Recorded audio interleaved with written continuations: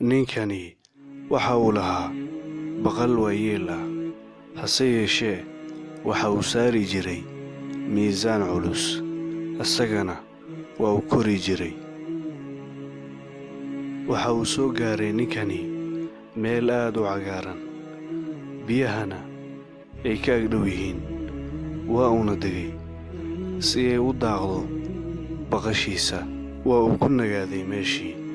baqashiina waxay noqotay mid xor ah, dhogorteedinu aad ayay isku beddeshay.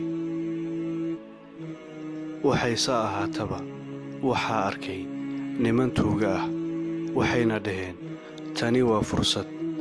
waxayna soo aadeen halkaa iyo baqasha. nasiib wanaag, waxaa arkay ninkii baqasha lahaa, waxa uuna u yeeray baqashiisii. waxa uu yidhi, aan cararno, hadda ayaan haysannaa fursad. baqashii waxay tidhi, adigu iska carar, anigu maxaan u cararayaa haddiiba aysan isaaraynin miisaankii aad isaari jirtay. ninkii wuxuu yidhi, waad saxan tahay, sida aan kuula dhaqmay ma ahayn si wanaagsan. maantana xaq ayaad u leedahay inaad iga cararto. sheekadii halkaas ayay ku dhammaatay.